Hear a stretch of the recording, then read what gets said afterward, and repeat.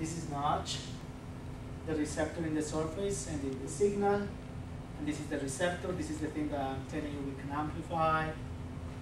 You see? This is good when you can skip a slides because of the high level of knowledge of the audience. Okay, so this is the hint that started it all for me. Okay? Look at this. I told you, we found this huge family in Colombia that had CADASIL. This is the very large family, hundreds and hundreds and hundreds.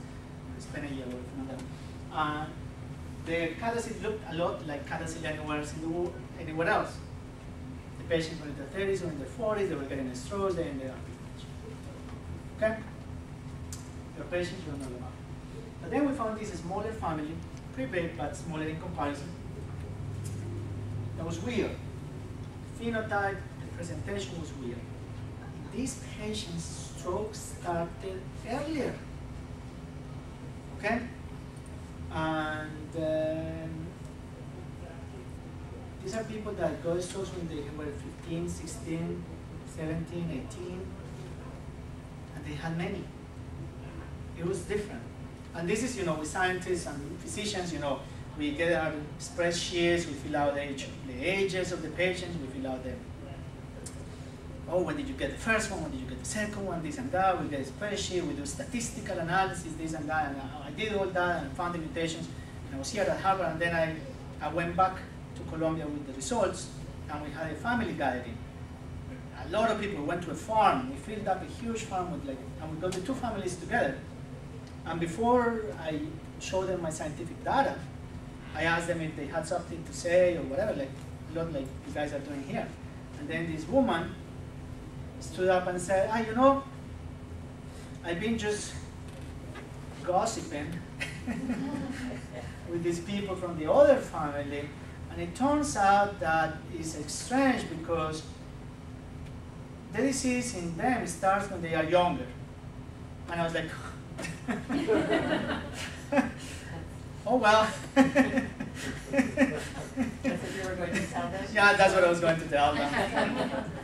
True story, it was like, I lost all the energy. Well, I have charts, and pies, and error bars, and my statistics, and all of this, but you all know it just by chit-chatting, but it was very obvious. So when you put the two families together, it took them like 5 minutes, when it took me 2 years. But it's okay. It's just the way it happens. So, and the lesions of the MRIs, in the ones that started earlier, they were much bigger. You can see how here they only had spots and everything. So one family, the disease started earlier. And what was interesting was that the mutations were different. So one, it was cysteine 455 to arginine, and you all know about it. The cysteine goes to something. This is the position. Here, something goes to cysteine, and the position is different. This is farther down. This is 1031, this is 455. What was intriguing is that this mutation happened to be in the part of the satellite that is essential for signaling. A satellite has a lot of parts. A satellite has something that, you need the rocket to shoot it up there, then you need something that, you power it up, and you have something that is actually the core, what it does, the thing that receives the signaling part of it.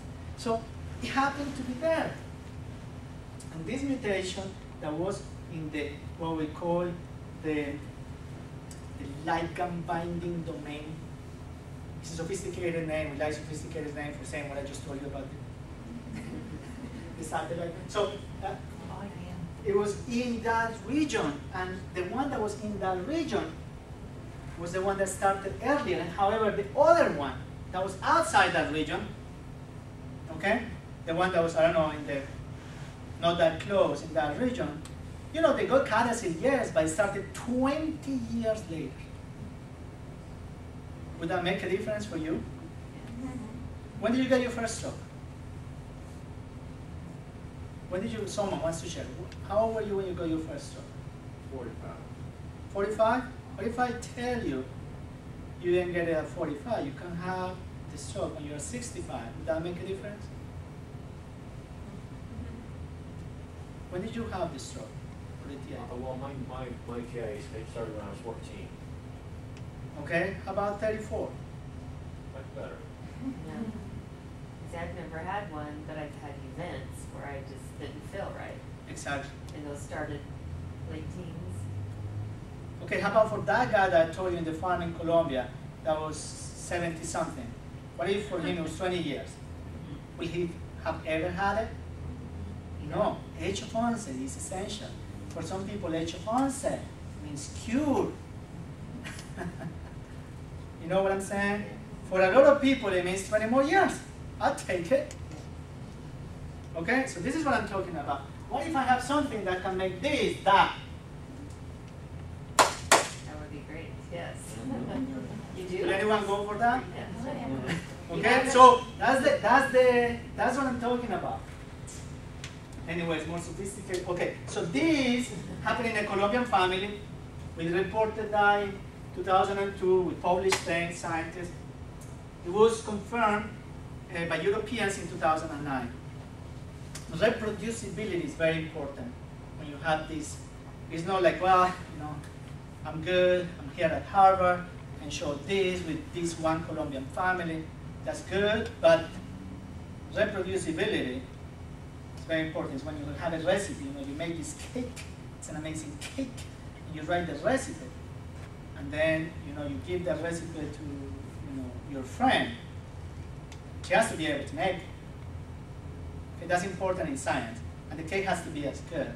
If not, she's gonna be like, that bitch. She must have kept something from me. Would you think that or not? She just wrote something up. She left out something. She left out something. It's very important. It's very important. Reproducibility. So it was reproduced by this European group, which is, as I, you know, it's an amazing group in Europe. That was things they did in 2009. So was the family that had more, like you said, one family was maybe like 700 people, and the other was only a couple hundred? Yeah. So was it the larger family had the earlier onset? No, the opposite. Oh. The smaller family had their onset. So I would think you would see it more, so that's why you knew there were more. Oh, we haven't really extended it. I mean, we can only go so much. Yeah. This depends on the region and everything. So, anyways, I have looked at this problem of signaling in Notch 3 and the relationship to CADASIL mutations in many different ways. I've looked at it, you know, using analysis of the brain, using animal models. I worked with mice, and also using cell culture. That's fine. So let me actually skip a little bit, because I think I got you so excited about signaling that if I don't keep talking about it, you guys are gonna have a riot. So this is the thing. So I was very interested in signaling, and I wanted to use in vivo models to study how signaling, Notch 3 signaling could be involved in stroke. And I was working with mice. Mice are a great model. You know, they sometimes infestate our houses, but although they are little, they are at the biological level much like us. So they are good models to study some diseases. They are mammals, you know, they have a brain, they have arteries, they have Notch 3, okay? And there are ways in which we can actually study stroke in them.